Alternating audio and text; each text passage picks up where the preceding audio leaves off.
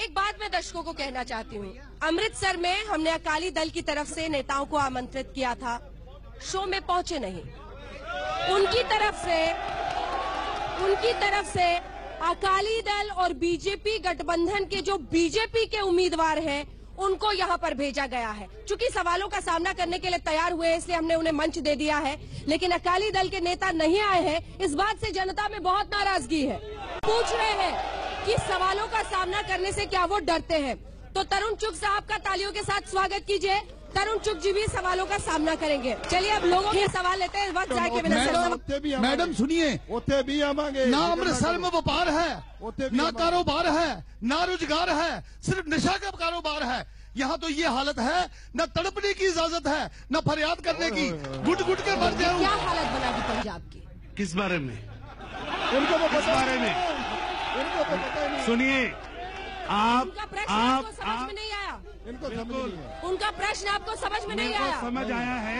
क्या समझे आप? लेकिन यही बेहोशी तो ले डूबी सर पंजाब को, कि नेताओं को सवाल नहीं समझ में आते, मैडम सर आपसे सवाल पूछा। आपकी आंखों में शायद कांग्रेस और आम आदमी पार्टी का चश्मा है। ये आपका जवाब है। अगर आप यहाँ पर ये आम आदमी पार्टी रिप्रेजेंट कर रही है ना, इन्होंने देखा नहीं है। खड़े होइए। ये आपका जवाब है। उनका सवाल नहीं सुना आपने। इनको पता नहीं, सवाल नहीं सुना। उनका सवाल नहीं सुना आपने। इनको अमृतसर का पता नहीं है। इनको मैडम पता नहीं है। केजरीवाल को रिप्रेजेंट कर दीजिए। एक सेकंड, थोड़ी इनकी गलतफहमी दूर कर दी जाए। थोड़ा मेरा साथ दीजिए, शांति रखिए, थोड़ी सी शांति रखिए, इनकी गलतफहमी दूर कर दी जाए। हाँ जी, बोलिए। आपको उस बुजुर्ग का सवाल नहीं समझ में आया।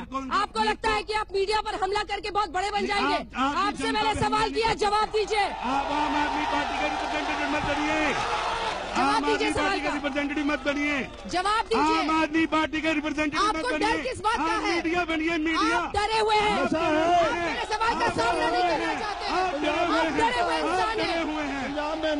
चश्मा मंच पर उतारिए। हमने आपको जगह दी, अकाली दल के नेता नहीं आए और आप मुझसे भिड़ रहे हैं। अपना चश्मा पंजाब में फिर से दोहराइए सवाल। ठेका नहीं है आपके पास। फिर से पूछिए सवाल। बेड़ा गर्क कर दिया पंजाब का। सत्ता इतनी बहरी हो चुकी है इस देश में कि मैं इस बुजुर्ग व्यक्ति को कहूंगी कि फिर से अपना सवाल दोहराए, ताकि इस बार आपके कान खुले और आप जवाब दें।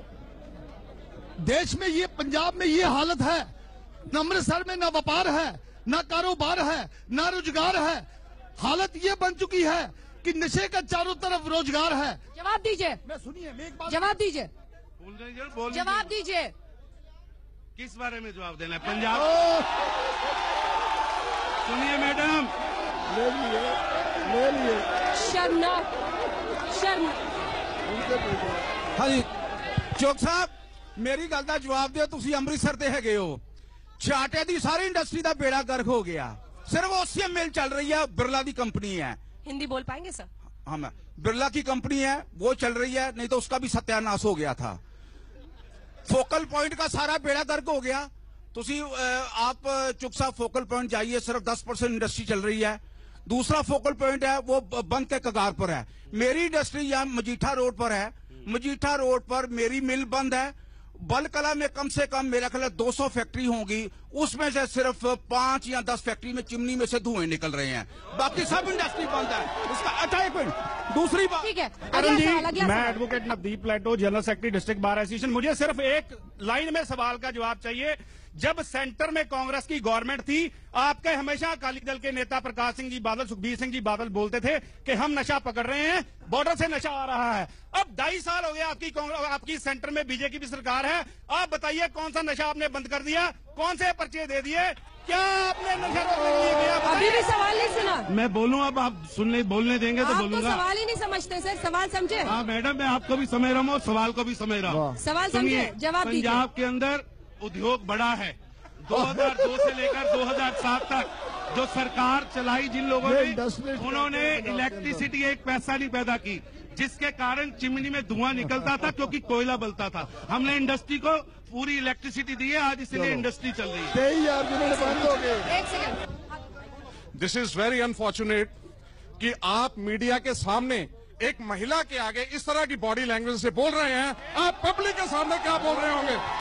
और सुनिए, और अकाली दल ने यहां पर ना आके अपनी हार को साबित कर दिया है। मेरा सवाल डीमोनेटाइजेशन पे है। आपके यहाँ के एमएलए बोल रहे हैं जो कैबिनेट मिनिस्टर हैं, कहते हैं जी डीमोनेटाइजेशन नोटबंदी की गलती मोदी साहब की है, मेरी नहीं है, इसके मेरे को सजा ना दीजिए।